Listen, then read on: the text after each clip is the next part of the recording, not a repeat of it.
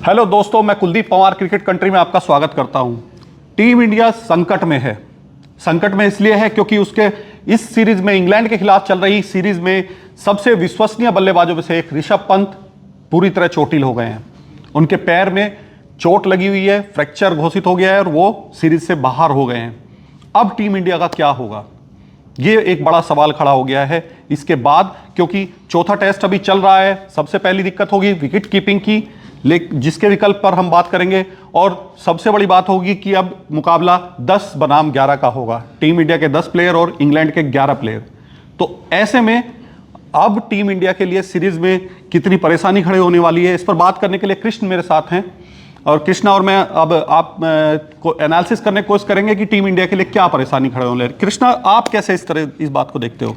देखिए, ऋषभ पंत का सीरीज से रूल्ड आउट हो जाना एक बहुत ही बड़ा झटका है टीम इंडिया के लिए, क्योंकि वो एक विकेट कीपर तो है ही इंडिया के लिए बहुत ट्रस्टेड, साथ ही साथ वो एक बहुत अच्छे बैट्समैन भी हैं। हालांकि उनके जो शॉट्स होते हैं वो बहुत ही अटपटे होते हैं। कई ऐसे शॉट्स होते हैं जो क्रिकेट बुक से बाहर, आउट ऑफ द बॉक्स वाले शॉट्स होते हैं। जी बिल्कुल, बट उनके ये जो शॉट्स हैं ये चलते हैं, रन्स उनके बल्ले से बिल्कुल आते हैं। और अभी तक भी अगर देखें तो वो सीरीज में रूल्ड आउट होने से पहले तक अभी तक इंडिया की साइड से सेकंड मोस्ट रन स्कोरर थे।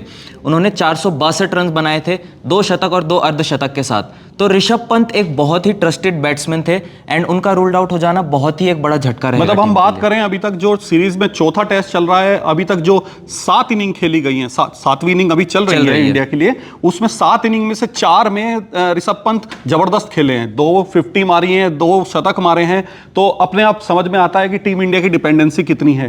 टीम इंडिया की बल्लेबाजी की गहराई बहुत है, लेकिन अनुभवी नहीं है। अनुभवी प्लेयर्स की कमी टीम इंडिया के लिए इस 11 में, यहाँ पर 11 में इंग्लैंड के अंदर देखने को मिली है, जहां केएल राहुल, शुभमन गिल और ऋषभ पंत ही सबसे ज़्यादा अनुभवी थे, या फिर उनके बाद यशस्वी जायसवाल और रविंद्र जडेजा का नंबर आता है।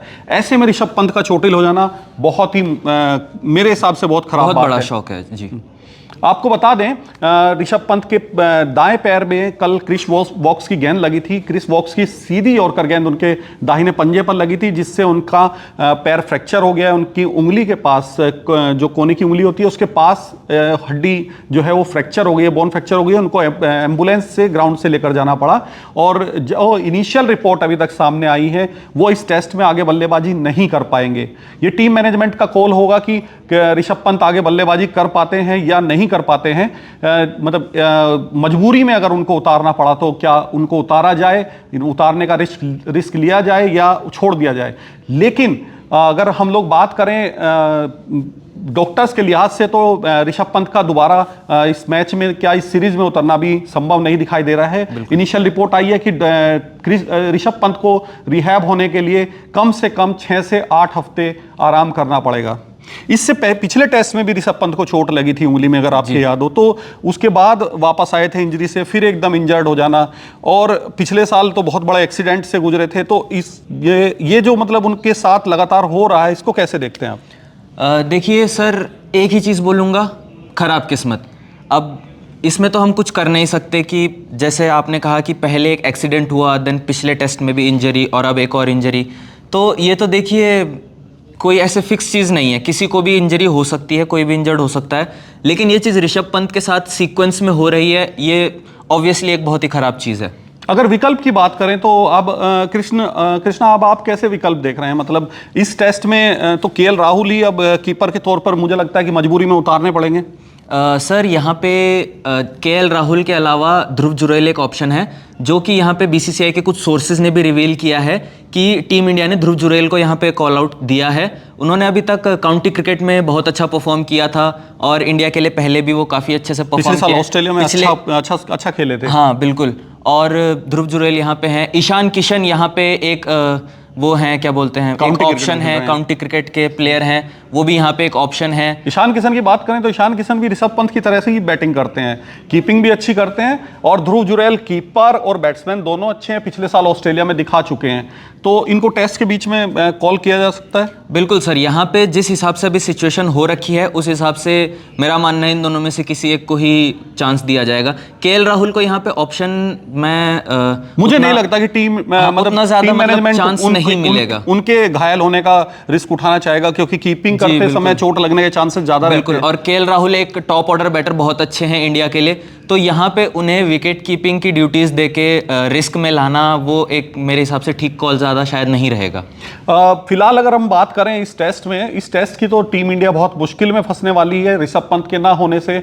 जो स्कोर कल एक समय लग रहा था कि ऋषभ पंत चूंकि 48 गेंद में 37 रन बना चुके थे, अपनी रॉ में खेल रहे थे, बहुत ही अच्छी फॉर्म में दिख रहे थे, और उनके एकदम चले जाने के बाद अब लग रहा है कि टीम इंडिया, एक समय उस समय लग रहा था कि टीम इंडिया 400 प्लस का स्कोर बनाएगी, लेकिन अब जिस तरह की परिस्थिति हुई है उसमें लग रहा है कि टीम इंडिया शायद बड़ा स्कोर ना बना पाए। और इस इनिंग में तो फिर भी एक अच्छा बेस मिला हुआ है, एक अच्छा स्कोर आपने फाइट लायक खड़ा कर लिया है, लेकिन अगली पारी में जब आपको दूसरी पारी में उतरना पड़ेगा, जब आपके सामने टारगेट तय करने की जिम्मेदारी होगी, तब कितना परेशानी देगा ये? देखिए, जैसा आपने बोला अभी एक बेस बन के मिल रखा है, तो वो ऑलरेडी एक स्ट्रॉन्ग फाउंडेशन है, तो वहाँ से देन कंटिन्यू ऑन यहाँ पे अच्छे तरीके से हो सकता है।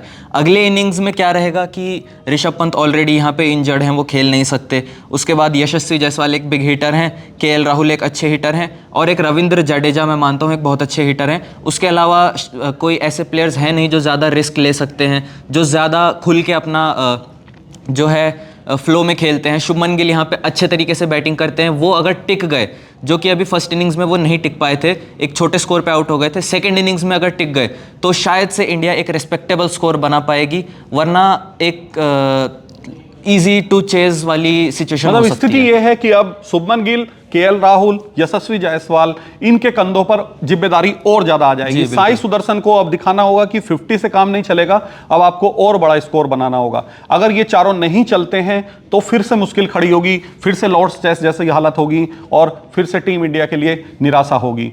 ऐसे में ऐसे ही क्रिकेट पर बात करने के लिए आप बने रहिए क्रिकेट कंट्री में हमारे साथ। धन्यवाद।